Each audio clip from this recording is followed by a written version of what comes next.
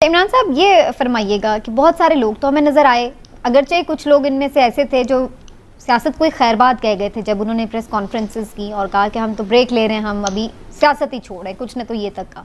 लेकिन वो एक आध हफ्ते 10 दिन में ही हमें दोबारा सियासी तौर पर एक्टिव नज़र आए। चलिए एक्टिव हो भी गए, लेकिन मैं ये नोट कर रही थी कि इस प्रेस कॉन्फ्रेंस के दौरान आप नई पार्टी लॉन्च कर रहे होते तो जोश होता है, जज्बा होता है, वलवला होता है, लेकिन ये तो मुझे चेहरे बड़े उदास उदास लग रहे थे। तो इस उदासी की क्या वजह थी? अच्छा, मैं आपसे अर्ज करूं, बात ये नहीं है कि उदास थे या नहीं। मेरे नज़दीक इससे अहम बात ये है कि अलग पार्टी बनी क्यों। उसकी बुनियादी वजह यह है कि मैं आपको ये बता दूं कि ये पार्टी अलग नहीं बननी थी। इस मामले में मुस्लिम लीग नून के साथ इनके जो मामलात चल रहे थे, जहांगीर तरीन साहब की जो मुलाकातें हुई और इवन अलीम खान साहब और जहांगीर तरीन साहब के लंदन में नवाज शरीफ साहब से जितनी दफ़ा टेलीफोन पर गुफ्तगू हुई, तो पहली तो गए भी थे खुद में। नहीं, अब मैं आपको फ़ौरन ये जो बता रहा हूँ, तो पहली कोशिश ये थी सारे मामले में कि ये लोग मुस्लिम लीग नून में सारे शामिल हो जाए। अब मुस्लिम लीग नून का ये मामला था, हमारे वाकफान हाल का ये कहना है कि उस वक्त फिर मुस्लिम लीग नून की जो कोर कमेटी थी, उन्होंने इस पर जो बात की तो उनका ख्याल था कि जो पंजाब में ज़िमनी इलेक्शन हुए थे सूबाई असम्बली 17 जुलाई के, हाँ जी, उसमें उनकी शिकस्त की बुनियादी वजह ये थी कि उनके वोटर्स ने उन लोगों को कबूल ही नहीं किया था जो पीटीआई के लोग थे और मुस्लिम लीग नून ने उनको टिकट दे दिया था। उनका ये कहना था कि अगर मुस्लिम लीग नून के अपने लोग उस इलेक्शन में खड़े होते तो शायद उनको इतनी शिकस्त ना होती, वो इतनी सीटें ना हारते। लिहाजा मुस्लिम लीग नून ने वाज़े तौर पे इनसे ये कह दिया कि हम आपके इतने बंदों को, जितने आप बंदे इसमें ला रहे हैं, हम उनके 60, 70 या 100 बंदों को हम टिकट नहीं दे सकते। हमारे पास कैटेगोरिकली सिर्फ 17 हलके ऐसे हैं जिनमें हम आपको टिकट दे सकते हैं। 17 हलके कौमी असम्बली के जिनमें हम आपको टिकट दे सकते हैं, और इसी रेशो से हम पंजाब में देखेंगे कि हम किस में करें। लेकिन ये बात जहांगीर खान तरीन साहब को सूट नहीं करती थी। उसकी बुनियादी वजह ये है कि जो लोग उनके साथ शामिल हो रहे हैं उनमें से वो किस तरह से ये सिर्फ कि अगर वो 100 बंदों को शामिल करके पार्टी बना रहे हैं और वो 17 पे मान जाएं, तो ये तो फिर मामला था कि सर मिटाते ही ओले पड़े। वो तो देख नहीं, लेकिन अब इससे तो क्या पीएमएलएन को नुकसान नहीं होगा? जाहिर सी बात है, बहुत सारे ऐसे लोग इसमें शामिल हो सकते हैं जो पीएमएलएन का वोट तोड़ेंगे। नहीं, अब वो सुने, अब क्या होगा। अब अगली बात ये है कि इनकी ये प्रिंसिपली ये एग्री कर गए हैं कि ये सीट एडजस्टमेंट होगी। पाकिस्तान मुस्लिम लीग नून और ये इस्तेहकाम पाकिस्तान पार्टी और काफ लीग, ये तीनों जो हैं ये सीट एडजस्टमेंट करेंगे।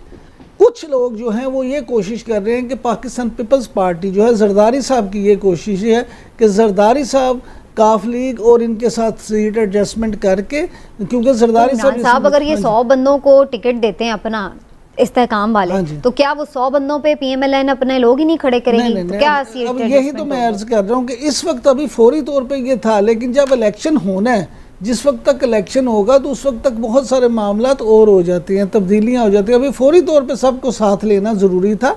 और दूसरी बात यह है कि सियासतदान कभी रिटायर्ड नहीं होता। जितने भी सियासतदान ये थे जिन्होंने बरमला ये कहा, अगरचे ये कहा कि जी हम सियासत से ब्रेक ले रहे हैं ये, लेकिन उन्होंने कर दी तो सियासत ही है ना। लिहाजा नहीं तो खुश आते हैं ना, उदास उदास क्यों लग रहे थे? वो कहते हैं क्यों उदास फिरते हो सर्दियों की शामों में। इस तरह तो होता है इस तरह के कामों में। चौधरी साहब, शुएब बिन अजीज साहब का जो शेर है ना, इसके पीछे पूरी एक कहानी है और वो बहुत कहानियां हमें नजर आ रही हैं। चौधरी साहब, कोई आपको खबर है अंदर की के क्या ये तो बहुत सारे लोग कहते थे कि शायद बहुत खुशी से लोगों ने नहीं भी छोड़ी हो पीटीआई, बहुत सी सऊबतें भी बर्दाश्त हुई, लेकिन दूसरी तरफ इस बात पर भी क्या कोई किसी ने सिग्नल दिया था कि इधर ही जाना है लाजमी?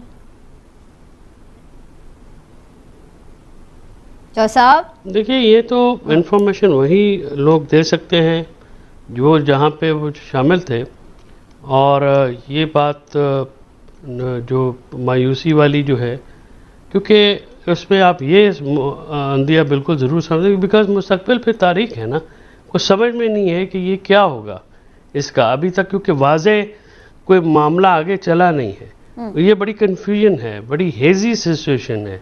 इस सिचुएशन को कौन जो है खुशी से अपनाएगा? देखिए ना, अगर आप लेकिन चौधरी साहब जो ये बात है, लेकिन चौधरी साहब एक ये भी तो चौधरी साहब एक ये भी तो बात है। नहीं, मैं उदास की बात नहीं कर रहा हूँ, मैं तो आपको जनरल एक पॉलिटिकल पर्सपेक्टिव बात कर रहा हूँ। उदासी की बात तो आप उनसे पूछेंगे जिनसे उदास है। नहीं, अच्छा चौधरी साहब एक बात एक वजह ये भी तो हो सकती है ना कि बहुत सारे लोग इसलिए भी हो गए कि ये ट्रेन भी मिस ना हो जाए। कम एक पार्टी पहले छोड़ चुकी है, अब दूसरी पार्टी भी में शामिल ना हो तो सियासत कहाँ करेंगे? देखिए, अभी मौसम गर्म है जी, और गर्म मौसम में जो है वो मामलात कुछ और होते हैं।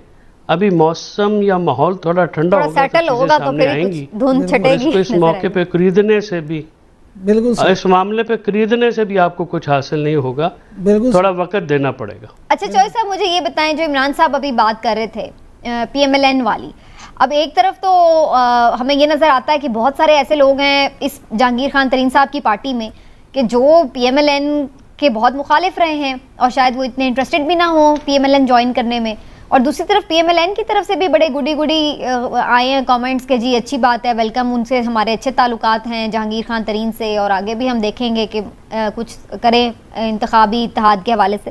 तो आपको लग रहा है कि ये सीट एडजस्टमेंट की तरफ मामला जाएगा तो फिर तो सारे मिलकर ही लड़ लें, फिर तो एक ही तरह की बात हो गई? कितनी सीट एडजस्टमेंट्स होंगी ये भी तो देखने वाली बात है। अब इमरान साहब ने कहा है कि 17 वो सीटें जिन पे उनके सर्वे होंगे या अपनी उनकी एक इन्फॉर्मेशन होगी कि वो सीटें नहीं जीत सकते, तो उस पर वो तो शायद कर लें।